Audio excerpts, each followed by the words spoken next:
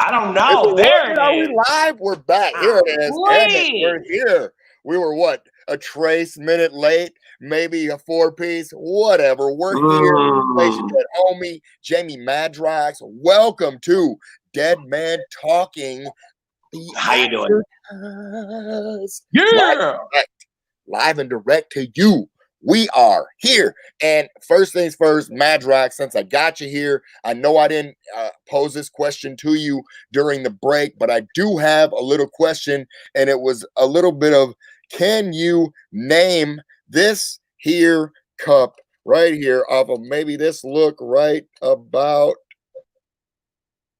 there? Wow. Is that... Was that a Destro and Duke cameo I just see? No, it was a Gun Ho and Destro cameo. Cobra Commander Baroness G.I. Oh my God, Joe. Wow. It was Duke. And it was Gun Ho. And I like how they used the actual art from the packages too. That's fucking great. Where'd you get that from? I just figured I know only one other person I know who would appreciate that cup. Is it licensed by Hasbro? I have to understand. That it has all of the original card art. It's great. Very well. This is an old one here. This is a party cup that I had gotten somewhere. Designware. Yes, 2014 Hasbro indeed, sir. You know why? Because look at Snake Eyes has the sunglass shields rather than the guard. Wait, I'm sorry. I'm getting that's fine. That's it. There they go. He's got the goggle shields on rather than the actual visor. Man, that's great. That is fucking great. It's got the G.I. Joe header. I love it. It's fucking dope. Absolutely amazing. Dope. Where do you find something like that? This one is probably one of them old Party City scores that I just happened to find. And Party City was like, oh, it's somebody's birthday. I'm finna get something. And I was like, oh, shit. What's going on? It's going down. Oh, G.I. Joe cup. For sure. I'm you. telling you. Yeah. What's in the cup is the real question, though. Oh, shit. Chamomile. No, I don't know. Ready? Hennessy. Samuel Adams, are you day drinking again? That's awesome. He said day drinking, baby. Dead homie. Drink it up. That's nice. Lager. That is a lager. A genuine lager. A little bit of Sammy. Do you ever Adams, sir? Do you ever pour your beer into a glass? I poured it like you're doing now, right? Okay, cool. All right, see? That's a cup. It's a cup, sir. Talking about in a glass where you can see, where you get the full pub vibe. My pops used slide it down the table. You make a fucking mess. The whole entire house is covered in beer because you've been sliding pints down the table all day long. I'm gonna get it right. Oh, it changes the game. I know. I'm telling you, there's a game that you could play like that. There's a video game when you were a child, when we were children. They had a small game like that where it was fill them up or something like that, where you had to keep beer tap, I think it was called, or tap or something like that. And you had to continue to fill beer up and run around and fill them up in the tap. That is absolutely amazing. Next level, bro. That is absolutely fucking amazing. Yeah, for sure. I had a question that carried over from the IGP. If you want me to throw it down, I'll throw it down. Let's do it. It was a last parting question. What do you guys think about the 3 Jokers? Now, do you know about this? 3 Jokers. Okay. Okay. Supposedly there is you know? Go ahead. I was gonna say supposedly there's a storyline that goes that somewhere in the Justice League, Batman sat down in this like an all-seeing, all-knowing chair, and he asked, or he thought the question, who is the Joker? And if I got this right, he gets the name of 3 people, implicating that there were 3 Jokers, or are 3 Jokers, or have been always 3 Jokers throughout time. Wow. That's 3 deep. Jokers. So they continue, 3 and their Joker has Jokers. passed away, and another Joker has taken his place. Is that kind And of? that's the part that's the part that I wanted to say what I think about it is I think I'm intrigued by it because I have questions. I want to know, is it just that, or is it Also, 3 Jokers that were constantly alive in the same continuity? Were they doing, like, for example, did one was in one in Killing Joke, and was one, you know, in Death in the Family? Did one of them kill Jason Todd?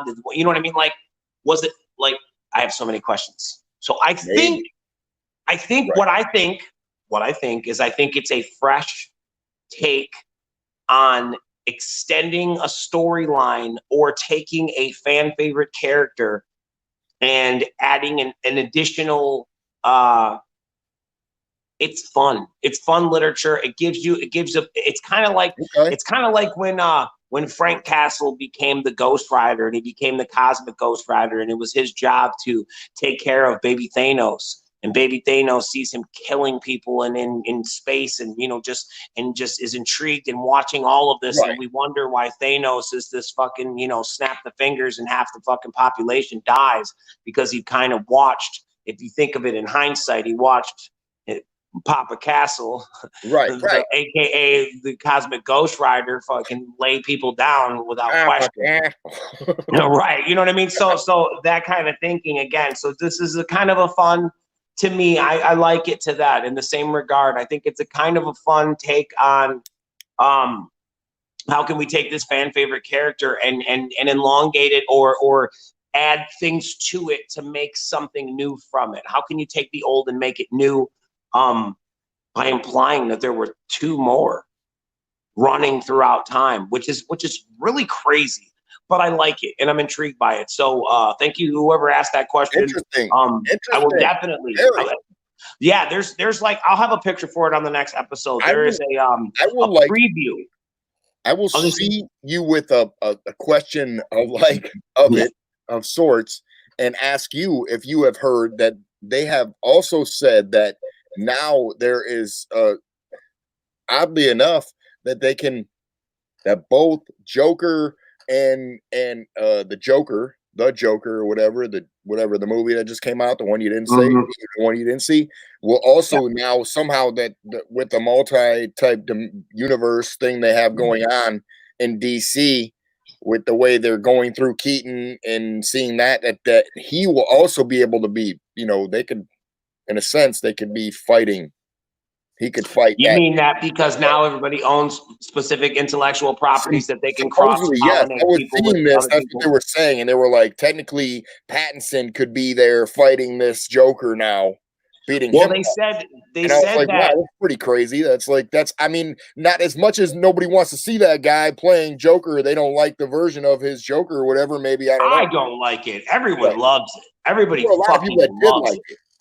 Well, what I was going to say is, I was told that you're correct about the continuity value. Also, I was told that that in the Robert Pattinson one that we are yet to see, that there will be acknowledgement of the Joker or someone called the Joker doing these things in a city over or something, how like the storylines will brush, kind of like in Superman it did. We talked about that before in the Batman movie, or actually Justice League rather, you see Bruce Wayne running down the streets picking up somebody as the building's falling down, because it's the scene from Superman where he's throwing Zod through the buildings and these supers are destroying the, so I'll appreciate if they're able to weave that together and get that kind of insidious, cleverly woven together storyline. That'll be cool for people who give a shit about that. I'm not really one of those people as much.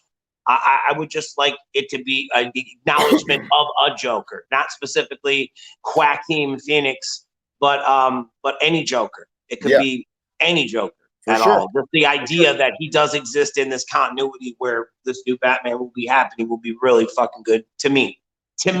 Right. I like it. Okay. Okay. So that's I was that just question. wondering Now, because I said I've heard some things about that, and I like I said, I have not heard the 3 different Joker things that you were talking about, but that makes sense. That's pretty cool. I'm gonna try to get the picture. There is a picture that DC had leaked. If I'm not mistaken, this is also part of their I want to say it's like a Black Label book company where the comics are larger than normal books. They're more of a like a heavy metal magazine-esque kind of thing. That was where the it's more adult oriented, is what I'm getting at. These books, they have showed cover variations for this actual story arc going forward, and they show several covers where it's going to show the Joker's 3, and Okay. and like there's, I want to say it's like 6 covers in total, so it's a lot to collect. That's pretty of cool. the same issue. We don't really have any kind of insight on which one will be more rare or sought after. So sorry there. You might have to do what I have to do and buy one of each and hope that you got the most important one. Nevertheless, it's pretty cool. It's fixing to be a big event in their subsidiary kind of deal, aside from the family valued DC, I guess, for loose. That's me loosely saying that. I'm trying to explain how and why they would have to go over here to do this storyline, but there's more adult freedoms. It's like Adult Swim for DC. Yeah, basically, for sure. In summation. So yeah, so that's cool. I think that's neat. I like that. I like the idea of that, giving life to more stories that spawn off of and deal with Batman, Joker, and all that kind of good shit is always a thumbs up for me. Right. Okay. Well, I seen some stuff online that was it was a reimagining Joker as maybe the dude that played Loki, Tom Hiddleston. Oh wow. It looked very interesting. Like somebody had, just maybe they did their rendition of his face painted up, and it looked pretty interesting. And I know he's not the Joker in any sense, but that would, no, but he would be a great cast. He would be really like, and I still think that the Jared Leto's Joker was interesting. It wasn't perfect by any means to me, in my opinion, but it was interesting. His mannerisms and basically what it is like each person that portrayed Joker took a little bit of the comic book and a lot of bit of their mannerisms. So it's like, that's why, with Cesar Romero, you got the great laugh and the and the ooh and the hands everywhere and all this shit, very animated and shit like that. Jack Nicholson was kind of more pimpy. He had like one-liners and shit, gangster vibe. We got our like Dick Tracy kind of Joker, that kind of character, big trench coats, all that kind of shit. And then it's like with Jared Leto, we got this face tattoo, guy who does these weird like and stops and like gives you these weird looks, and you're like, oh, this guy's not right. But still, no one really, to me personally, like hit it spot on like Heath Ledger. Like Heath Ledger had like this direct like bat line to the psyche of the Joker. The ticks, the mannerisms, the breaths. Yeah, I mean, he got the very close. I mean, it's inconsistentness. not just because he died. He was. No, it's not because he died. It has nothing to do with him dying. Because it was like the Joker. His antics have always been based on that, just anarchy. For sure.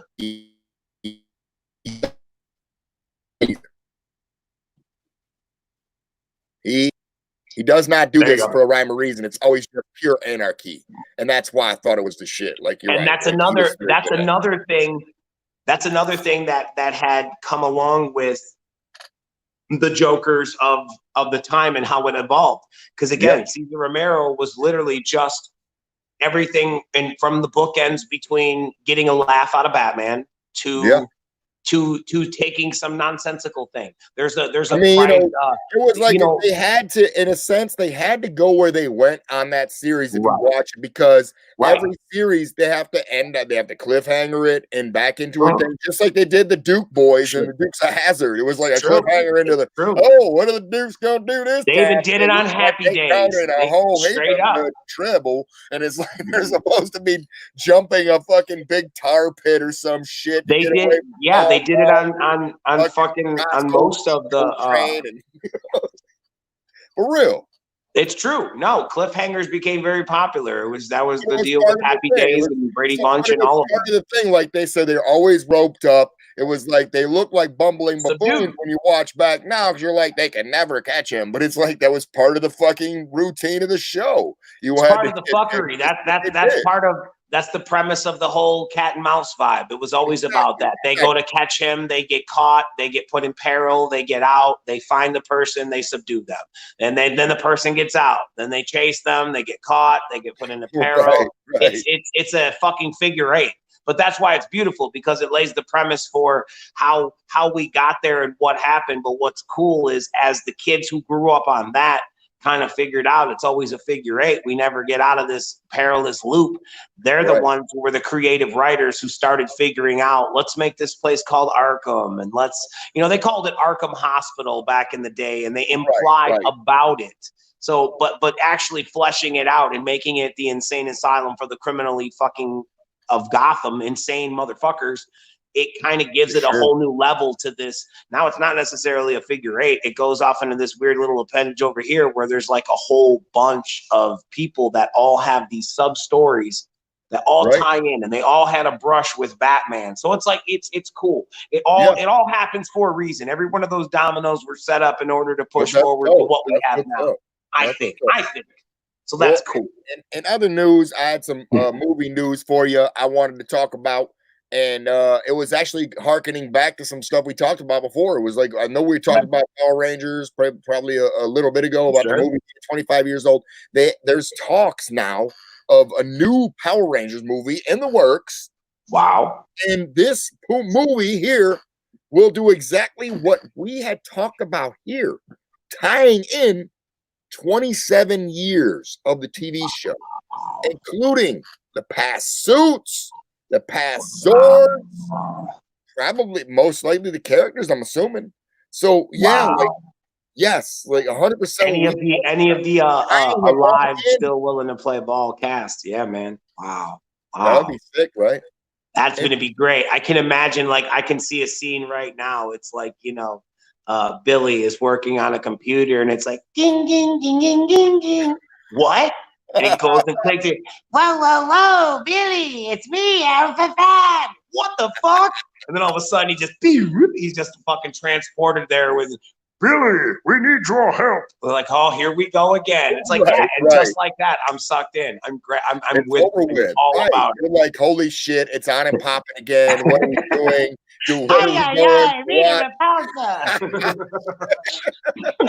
Oh God, it's so good. It's so very good. But I love it. It's that, and that's why it's great. It's same with them too.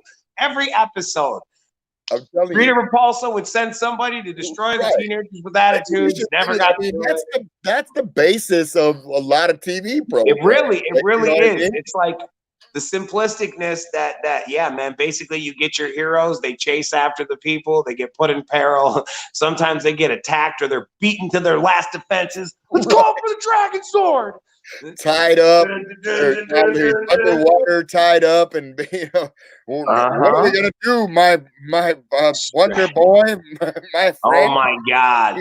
Just use the anti-oyster spray. Oh man, yeah, man, it's great. It's great. They made for all kinds of legacies to unfold on television, which is cool. And I think it's awesome that that those movies, which have already made the leap into cinematic, ventures, I think it's great that they continue to do that even 27 years later. They're still that cool and that much of a commodity that they warrant that much attention. I know we talked about this, like some of their things about their multiverses with them and how they should have just did that. And I was like, that's kind of cool. So it would have been just interesting. So now we're talking about actually doing just that. So that makes sense. That's kind of cool. For sure. No, that's great. And I like that. I hope my inner fandom hopes that that they get the surviving cast that are still out there. Most of them, David Yost, Amy Jo Johnson, David Paul, Frank Gosling Johnson Jr., Frank David Paul. I can't think of the Green Ranger's name. He's got like 32 of them. All of that guy. And most of them are working the comic book scene scenario and still kicking it down for all of the fans. So I would hope that all of them would join this growing Rest in cast peace for the to the Yellow 27. Ranger, original Yellow Ranger. Yes, Jermaine. Rest in peace to the For original. real, yeah. Chai Chang, R.I.P. man, for real. Yeah. Yep. Straight up. And you know, like it would just be the shit to see those people sign back on. I think that to me is how, even with Ghostbusters, we talked about that before. Sure. The inclusion of Dan Aykroyd and you know and people of the original franchise kind of gives it that solidarity that people need to be like, okay, yeah, man, I have to see how they tie into this or how this happens. It's too good. It's way too good to pass. Frank, thank you, Dan Gustafson. He's like, I'm gonna get this right for Madrox. It is Jason David Frank, sir.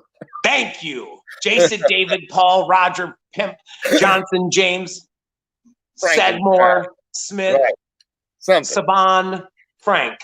For sure. He's got a Saban in there. Saban has a trademark on his own personal name. I seen something in the news about Ivan Reitman being in with the son before him passing away too. That, you know, some stuff about being involved with the actual movie before he passed away. So it makes sense that, and obviously he's in capacity of playing any characters, but you know what I mean? R.I.P. though, but that's awesome though. And I wonder, in my other two questions that I had just out of fandom, I wonder, as much as I don't want to say this, I have to say this. Will we see Bulk and Skull? Will they be somewhere, somehow? Will they own a comic book shop or a hot dog stand? It's 100% a possibility, but it's like, I hope so. Going back and going with, and all the past is part of it. I hope so. I really do. Because I mean, you know, let's be honest. Set up something the way it just all depends on how you do it. Right. I was gonna say, let's be honest. You know, like Goldar and all of them are really costumes. Right. You know what I mean? So they can't necessarily age.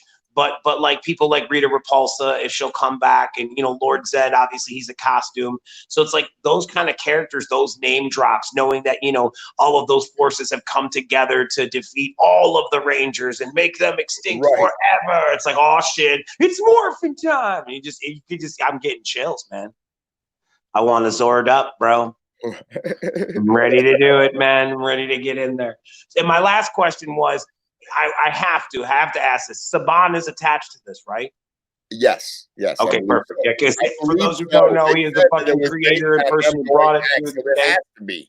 He has to be. Yeah, but you know, like, I don't know. There's those quiet backdoor dealings where people just, you know, all of a sudden now he doesn't own it anymore. You know what? Let me take that back. Maybe I don't know for sure. So I'm not. No, you're right. He probably does own it. I would agree. I would agree that he would have a stake. If he's going back that far, you know. I would like to hope that he's at least penned on to the new project as producer, or even at very least as fucking music, because he's responsible for a lot of the scores.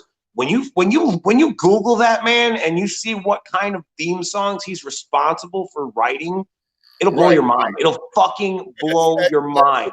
I promise you. I give no more information other than Google him and look at the fucking intros and theme songs that this man has penned down or been a part of. It will blow your fucking childhood mind. Oh yeah, much what love, else you got Mary for Beth. us? Hell yeah. What? Mary Beth just threw us a cool ass hello to the fam and whoop whoop, gentlemen. Always great to watch you. Senior loving music. Yeah. Appreciate you, Mary Beth. Thank you so much. Hell yeah, much love. I went to do a prayer hands and I had something in my hand, so I just came up with one of those. It was a little triangle, but thank you all the same. We'll right back to you. That's dope. I have a plethora. Oh no, I have I'm throwing this out there as a BT dubs. I have a plethora of this or that were chucked my way. I don't know what you have. I know you might have more news and shit. I'm just throwing that out that I'm available. I do have some as well. Do you want me to get my last tidbit of news a little bit here? I got absolutely. Here. I got two little small things I want to check. Like, all right, let's get it. This first one I heard, and they're both kind of Stan Lee based. One of them I heard was Archie Comics. You know, the creators of Jughead and Archie and all them. Sure. And Veronica and Betty and Genius Brand are partnering to release comic books based on Stan Lee's universe of characters. And their first initial property is going to, to go into publication is titled Superhero Kindergarten. Interesting. There it is right there. Superhero Wow. Kindergarten. As you can see down here, I think that looks like Stan Lee, and it says you It's clearly him. and you think your grandkids are hard to handle. There it is. So Wow. yeah, I mean, you know, it's obviously taking them back to the younger age, and these are based on characters that he created, or he thought up in a world of his that he thought up before. And yeah, it's just kind of what it is. So it's a brand new universe that's created like Stan Lee style universe, Is and this is this their first is this publication as a comic book, and it's children's style. so it is a comic book. It will be in print. Yes, yes, And it's intended for young readers.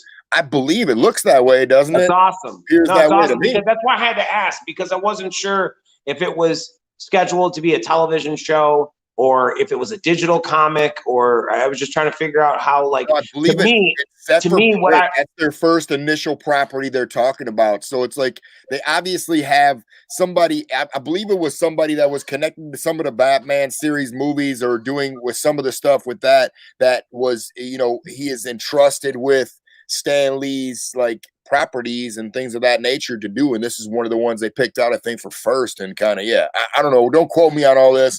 I'm just, you know, kind of speedballing and the stuff that I was reading. No, I was just gonna say that I personally think that I think that's cool. Whoever's running the Stan Lee estate, I think that's cool that they're trying to bring to fruition some of the ideas or things that he may or may not have lined up before he passed away. Yeah. There was another comic book that I want to say it was his daughter or something like that, or his son or something. Whoever is the proprietor of his deal that he's got going on or whatever, but is bringing some of these more, I say obscure, because like Kindergarten Superheroes, it's obscure, but in the same vein as the Impossibles or you know, shit like that, or any of these Disney ventures that we've seen. It doesn't, it looks a lot like a couple Disney Plus, or not Plus. Yeah, it's like you can go a lot of funny ways with it as opposed to being, because when you're a younger kid, I mean, younger, some of them things might happen that are, you know, you can do and you can make fun with it as opposed to, right. You know. Right. What I was hoping for, or what I would be pushing for, and again, it's just a personal dumb shit, but just because as me, as being a child coming up, we were always not necessarily, to a regard, we were kind of taught that comic books will spoil your mind and they're not good. They're not good literature. Literature comes in a hardbound book and it's found in your libraries. Go visit one. And you're like, fuck you. I don't want to read about that bullshit. You know what I mean? So it's like, but instead of looking at it from the bigger perspective, the fact that children are engaged and want to read, it shouldn't be about what they're reading. It should be the fact that they're willing to learn how to read because they're passionate to want to devour this material.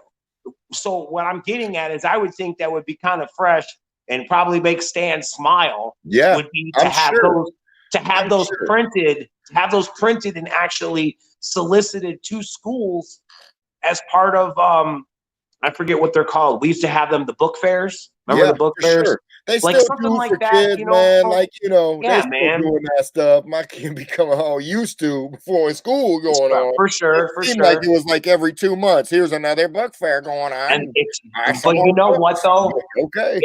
Agreed. And I love that. I love that. But the thing is though, is it's like, you want to embrace that, because that is the very thing that, if you think back to when we were kids, even if it was the WrestleMania sticker book, or the whatever it was, Spider-Man or Michael Jordan or whatever the fuck superhero or super sports player or whatever the fuck it was that made you want to grab that to read that, you ended up reading it at night, in the morning, whatever you're reading shit, and it was like, it was important to you. Those are memories that were made, and it didn't. The beautiful part about it is when you're engulfed in it and you're enjoying yourself, it doesn't feel like you're being taught. It doesn't feel like you're learning. You're just doing what you want to do. And I think that's the part that Stan was always on to, but everybody else couldn't catch up. He knew it was about a good story with good visual, and it would captivate the readers, and it did every time. And shit, centuries later, the man's passed away and he's still putting out amazing products. So that's fresh. Kudos to him for that. Very Wow, fresh. man, that's what's up for real. Love Yeah. that, man. It's so Okay, dope. that was one of the tidbits of news I had. I heard something Right. in some Funko news, and Uh-oh. I was wondering if you heard anything about this. Maybe you know more because I don't know as much Funko, but I've heard that they were creating a Stan Lee pop for his first Marvel movie cameo. And Wow. it's from when he was in there with, I believe it's him with as a Playboy style Hugh Hefner looking dude. Oh wow, that's crazy. Shit, I believe it's in the Tony Stark movie when he was first doing that. That's Stuff of that nature. That it's part of an ongoing I don't know how they do it with the intellectual properties, but it's part of something that's been going on now. I want to say for about 3 years. I remember Hot Toys did a Stan Lee when he was in the space suit on the planet with the Watcher. I want to say, and this cameo. Guardians of the Galaxy, I believe. There you go. Yeah, for sure. So they made this beautiful 1/16 scale action figure. It looks just like him, rooted hair, different hands. He's in the spacesuit. You can. I know they created the one for Thor as well. Now they got the one with Thor as the barber, where he's the barber in that. Fuck yeah. So as I said, now they're talking about Pops doing the same. And it's cool. That's what I'm saying. It's just right. That's what's making me wonder. I'm wondering, I wonder how those properties go. They're like, we have like example, just a random number. I don't know if this is the proper number, but we have 10 Stan cameos throughout the Marvel Cinematic Universe. And we've given 2 to Hot Toys. We've given 3 to Funko Pop. We're giving 2 to Gentle Giant. We're giving, whatever the fuck kind of I don't know, fucking NECA. Fucking NECA. I don't know. All the movies, even Deadpool, I think they have one from Deadpool movies, I believe, too. So it's Mike was telling me about that, which is very obscure. We could talk about that for a second. Funko has been doing this cool thing as of late where they are going for what me and Blaze used to call the Mort of the month in Wizard and Marvel comic books. It would mean like the most obscure, crappy character. And they're just, and pushing that as if it's the greatest thing in the world. So and doing that, they took the Marvel movie version of Nightcrawler. Okay. And the fucking which one? Because you got the old one where it was the first X2 Nightcrawler, and then you have the young Nightcrawler when he was yes, and he had the big long ears. Okay. I want to say it's that one. It's the very first image that we had when we had Rebecca Remain Stamos for Mystique. Right. Yep. That co-character who played Nightcrawler. Right. He has been immortalized now in the first ever Funko Pop, which is great. And he was a great character, and that's a great piece. Now, the Mort character, so to speak, would be this Ryan Reynolds Deadpool incarnation, which is nothing like the Ryan Reynolds Deadpool that we love, which is the Merc with the mouth. This Merc doesn't have a mouth. His mouth is smoothie, so he couldn't fucking talk. He's got big long swords coming out of his hands, kind of like grips. He looks like fucking Baraka. Shout out to the creator of Grips if you're watching. We love you. He looks like Baraka with a sewn up mouth. He did. He was very, very Baraka. He was very Grips. He was very swords, long ass ninja swords coming out of the base like Wolverine blades. Yet rather one long, 2 of them, and he is now immortalized as what I would call a joke. It's a collectible joke. It's a collectible fanfare. It's fun. It's a smile piece. Everybody hated that. So now you can immortalize that hate in a collectible pop that I'm sure will maintain a value for years to come. Get Mr. Reynolds to tag it, and I bet you it'll be priceless. Because he probably hates it his fucking self, and I love that he's cool enough to let it be in existence and just, man, this is great. Right. Props to him for that. What's up. That's wild as hell because it's so great and so crazy. They did another one I'll throw in there too as another, like, I call it a joke pop. They made a Funko Pop of the classic meme of Spider-Man pointing at Spider-Man, and the episode where guy dresses up like Spider-Man in the 60s cartoon series and runs around and does shit, and Spider-Man stops him. He's like, "Hey, wait a minute!" And he's pointing back at him, and he's pointing back. They made a 2-pack of the Spider-Mans pointing at each other like the fucking meme that you've seen a million times over, and now they have that as another exclusive. So I think it's interesting. First and foremost, it's fun, but it's more interesting to me, and it's more kind of questionable that instead of making serious characters that people are longing to fill the void in their collection, you're fucking around and you're making meme toys. Like, don't make that. Make a fucking, make a great pop of a character that we haven't seen yet in our collection. So that's just my 2 cents to bring your 98 up to a full $1. I will still most likely get the Spider-Man one because it's cool and fun to look at. I'm not saying don't have fun. Obviously, it's the first half of the name before the co. Get it, but still, at the same time, keep in mind you have people that are passionate about this. It's done in fun, but at the same time, people love these characters and would love to that's see. what it is, 100%. They would love to see, like anything. Make a fucking pop of Aunt May. I mean, this is some of the reasons why we talked about it on IGP like that. What we were talking about was, like He-Man, but G.I. Joe. The reason why these people were so fresh was that they had so many people, and if there wasn't one that you could relate to that was within the first 4 or 5 characters you've seen, there was in one of the ones that came along. You know what I mean? That's kind of what it was. So. Yep, someone would cross that threshold for you and stand out to you as your relatable character because for sure. There was a cavalcade of characters in which to pick from. Star Wars, same thing. And that's why when they started making action figures for like 3 3/4 or whatever, the Star Wars first, and then they started making the G.I. Joe, it was like you could tell that there was so many that you were just like, either you got to a point where you're like, oh my God, I want them all and I'll never be able to get them all. Or you were like, I am going to be on it and get almost everything I can get. Well, for sure. No, absolutely to all of that. Absolutely to all of that. The real question that I would love to know from a collector standpoint,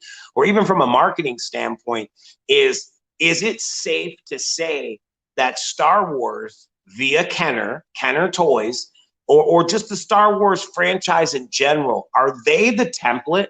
Are they the template for a cavalcade of characters? Are they the template for the background character? Are they the template for the third guy behind the background character? Like at one point, it just became they were just making, this is the third guy in the canteen scene action figure. Like you're just making fucking anyone who was on screen as an action figure. Because it blew up so hardcore that when they got the first, like you said, the 12 and the 24, they had no idea that it was going to blow. And they were like, oh my God. Right. And then they started getting to that point where they were like, we have people that aren't just playing with these figures, they're collecting them. And they're putting them aside, and they're playing with, their kids, maybe playing with whatever.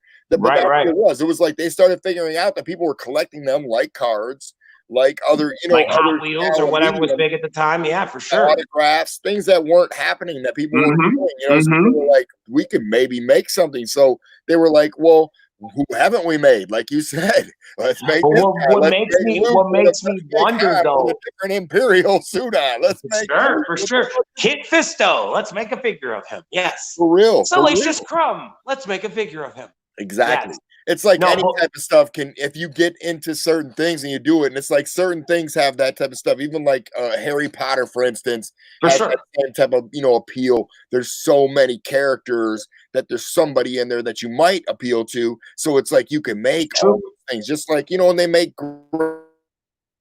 I was gonna say the first part of that was I think that it's cool that the attention to detail. I think that as a collector or a person of any brand or any type of thing like that, it's always fun to know that someone else, be it a toy company or whatever, is as passionate about your thing as you are, that they included everybody. They even made a Snarf. They made fucking Snarf. They haven't even made Chitara, and they made fucking Snarf. These guys know Right. it. They love it. You know, whatever the case may be, they're so immersed into all of the shit that they get all of the details right. And that, so that's the collectability plate. I think that we're digging in right now with everybody making overwhelming things. But what my other side to that coin was, I just want to say, like, do you think that Star Wars was the template? Because when you look at it, for superpowers from Kenner Toys, same company, like that diversity, that cavalcade of characters. That's why Superpowers, there was like almost 32 or 34 figures available with all mail orders and all in included that were made and came out in scene production. That kind of shit is crazy. G.I. Joes you talked about. We're talking about what, 20 guys on the back of 4 series with 80 to 100 different characters. You know what I mean? I wonder, did Star Wars it's idea, did the idea of having those come out carded per unit, each different person collect them all, did that Star Wars lay that initial template for all of this shit? For all of it, for Superpowers, for G.I. Joe, for everything. We know that in a sense they took from a little bit from like G.I. Joe beginning. It wasn't G.I. Joe, the Kung Fu Grip with some of the change. Action Jackson. The Barbie doll style ones, yes, existed. They existed. Action Jackson, is that what it was? So Action, you can switch. Action Jackson was stuff like a that. G.I. Joe. Yeah, so you can Action Jackson was G.I. Joe's or Migos version of G.I. Joe, and where they took the idea of G.I. Joe and they took the idea of Barbie, meaning like Barbie can be anything with all these different dress ups. Yeah. So they took the idea of G.I. Joe and they gave all the different dress ups. With that, yes, you could do the same thing with anything with that. And then it was like, well, why would we continue to make money? I mean, it's probably less money to make it with just outfits where you're just making outfits with cloth and plastic and shit. Let's make double that by actually making figures of each person. So that's kind of just crazy. I mean, it's like from there, and it was like, okay. And then G.I. Joe seen it was like, oh, we got a cartoon and let's make this cartoon. And we'll make all of those toys, Transformers, and they're doing the same. And everybody, again, all of those toys. All of the toys from the 80s were all victims of you had to have a compatible cartoon. You had to order 4 to 6 episodes of a cartoon series in order to have a toy based on it, to have it hit that Christmas, that summer, whatnot. So those people had to go through the formalities to get their toys to be into existence. But what I'm saying is once they got on, once the Turtles were on, once G.I. Joe was in, it was in. The first ones were straight arms, then they got the swivel arm that could do this shit. But before you got to that, when you were still like mail away for Cobra Commander, that's where the fuck I'm talking. That first one. When those were established that it's a success, children enjoy it, we have to make more. And then Larry Hama sits down and he starts making characters. And where does it stop?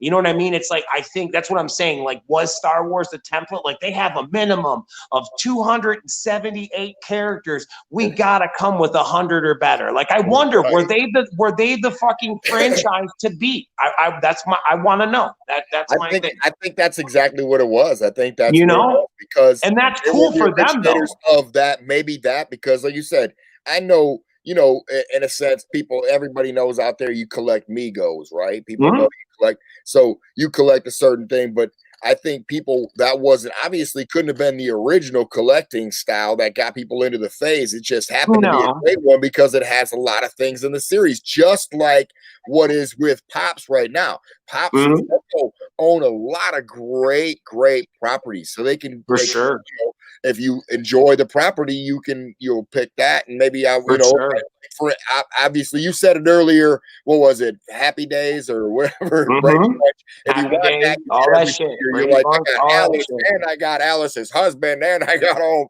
Like, you know what I mean? It's like that's what you do. So it's like that's what it is. Sam the Butcher. Same thing can be said for that. Like you started that because like you had that. Like I know my cousin. That's exactly what they were. Star Wars times. Sorry, losing back. Okay, I'm here. Star Wars times. My uncle and his, my cousin, my uncle would go out and he would pick up every figure and he would buy doubles because he would slide one to his son to play with and one to put away. with, and that's what he did every And time. those And type of he had people, all the figures on, you know, carded and one loose. those So type of I used people to were go the down ones there and who all like, man, damn, reap the y'all playing benefits. Star Wars. I got like 6 of them. You got like 68 of them. Like, holy shit. Yeah. Well, what I was gonna say is when it started.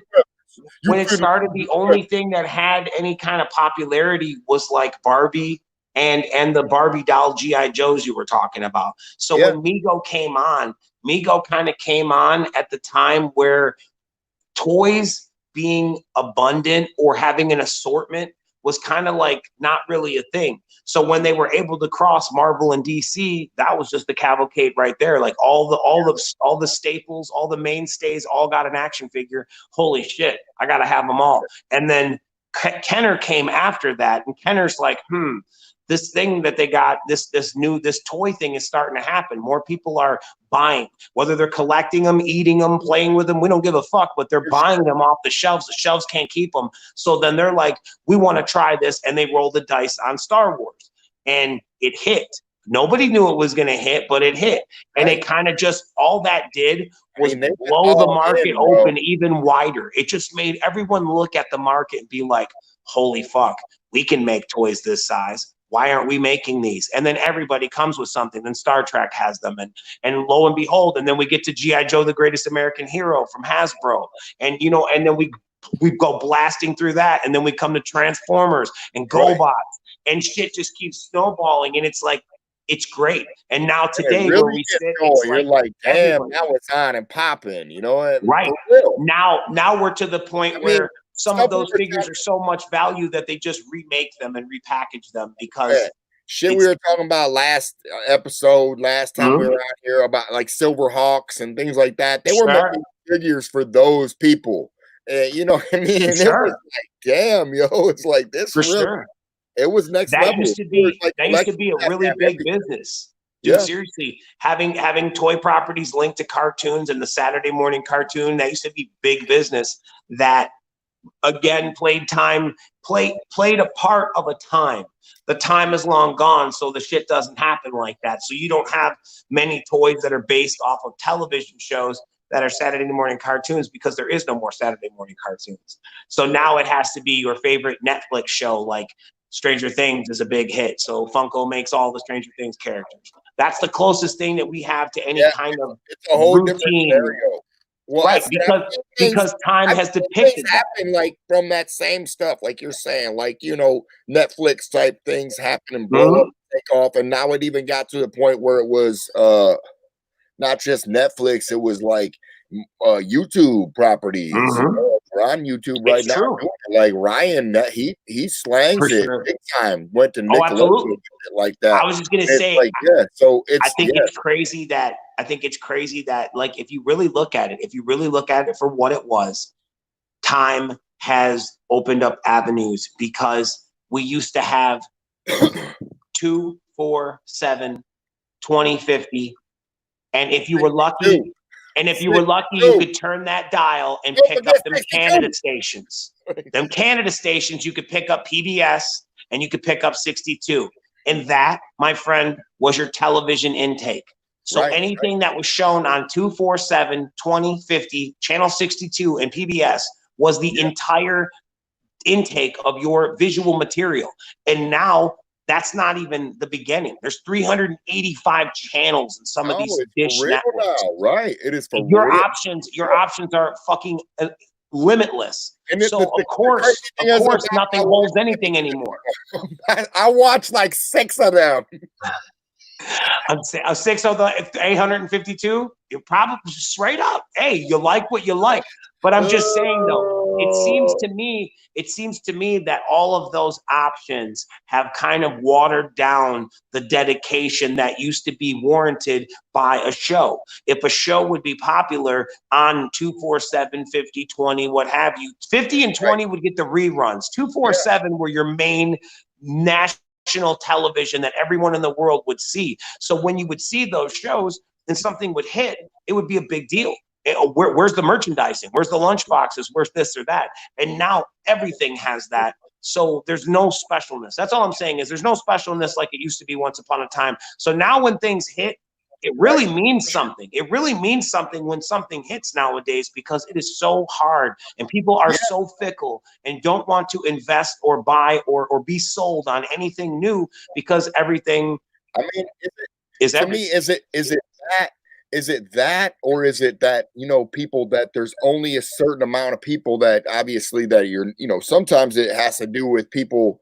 There's so many people, in fact, that you can have so many genres of things, this, and this, and still create enough people in that genre to buy that particular product, but they don't create enough buzz in wherever, maybe said Kenners or Hasbro's. Oh, it's true. They understand that they do have that, people, you know, the pull that they that's do. Another part. That's another part of the internet guys. That's another Yeah. part of the internet guys, because when you look in, you can really triangulate things and see how passionate or what kind of cult following or what kind of following anything has now with the invent of the internet, where before it was limited choices. So you just picked amongst your limited choices. Oh, they have root beer, cola, lime, and orange. Those are your fucking choices. There That's wasn't all no you did. light and Gatorade, and you just start adding more flavors and more shit. Right. I mean, again, it's more of a simplified view choice. But so that's what of it course, is. It's like, so now what they have done is given you 801 different things, channels, as well as the ones you can't get, like mine and yours, like we're sitting here, and then you can go to YouTube and get our channel and a bunch of thousands of millions of other people that we're are on the sucker fish on the outside of the everybody pond. out there doing the goddamn thing on YouTube like we are. Straight up. That's exactly what it is. Like, so it you're is giving other people a chance. So you are like you're you know you're separating. You're broadening out you're broadening out your horizon. You're giving more people the organic chance to become stars or to become persons of stature in their community, be it YouTube, be it whatever. It's a new type of day and age where people can become famous by talking about something else. You know what I mean? It's like we've seen so many facets of fame and fandom and all of this shit over the years that, again, it's hard. It's hard to triangulate what you like anymore, because as soon as you like something, poof, it's gone, or it's so oversaturated so quick that you're like, wait, what happened to it? And there's all types of different things. What, you know, it's the same thing, like we said, everybody's got, because I mean, it's part of what I was going to talk about with my this or that. So I don't know if we'll get to them. Probably won't get. We got a gang of them next time. The this or that episode. Like, it's for real. It's like the idea of, like, you know what I mean, like the flattery of somebody doing this, or, you know what I mean, like somebody else, like somebody, there's a character that looks the exact same thing basically on two different realms of a Marvel and DC. One guy is this and one guy is that. So it's like, usually when they do movies, they kind of do it the same way. Like a movie, they'll do this movie and they'll do another movie that's kind of the same, but maybe more B-side like it. So yeah, it's crazy. I mean, yeah, I get it, and I also think that that's cool too, because that's another thing of what we talked about how things being influential or things being, all right, take it down now, it's enough. Jesus Christ, God damn, he mad, and he get all kind of stay power and shit. Okay, but what I was gonna say is I just think that it's cool now because more people can again find some sort of something in other things that can bring around full circle. Like there's specific shows that you or I watch that are about things that only you or I are interested in, and others who share our interest enjoy. Yeah. That's crazy, because once upon a time, that would be something you would have to go and seek out in a fan club or in a message board or things of that nature. You know? Bro, back in years, how many years ago they were calling us in a hotline? So. Agreed. No, absolutely agreed. And that's what I'm saying. So it's cool to see how these things, with every passing year, with every more come up in technology, it's cool to see how these things become more and more prevalent in our day-to-day lives, and how it's bringing more and more people together. And I think you're being able to find more and more people in your community that enjoy what you like. He froze up on me. Ask you this before I glitch. Hold on, I'm glitching. Hold on, I'm glitching. You're good. All right, can I ask you this before I glitch out one more time? Sure. You probably never seen the movie The Sixth Day with Arnold Schwarzenegger, but in this said movie, he has these people like a projection style thing that, you know, the one guy comes in, and I think he comes inside this room and there's a projection that comes up, and it's like a full body 3D projection of a person, and he doesn't have any glasses on at all. Like, how many more years until we get this? So we're projecting inside somebody's living room, and we're just standing there, and I can go ahead and virtually slap you across the. Oh my God! Then you'll see we don't have pants on. You'll be seeing virtual naked. No, it's horrible. No, I think that's crazy, and I think that we're not far from that. I think the idea, and going back to Star Wars again, is a great template for, if you can think it, it can be made. Right. It's no different. Kind of what the idea is, obviously. It's just a little bit smaller version, but make it a little bit bigger, and the person actually fully is. It would be no different. It would be no different than those things you see where, like, you shake them or you get them going in a circular motion real fast, and it starts showing you. It'll make a 3D image. Right. Same thing like that. You'll have a little small Alexa, so to speak, that'll have a monitor in it that will just. And any time somebody calls, instead it pulls up. Instead, you know, instead of FaceTime, now it's a full body screen, or it just pulls up like it's Princess Leia, and she's telling you. Alexa, I didn't know you were going to be naked. I'm sorry. Like, oh my God, what just happened?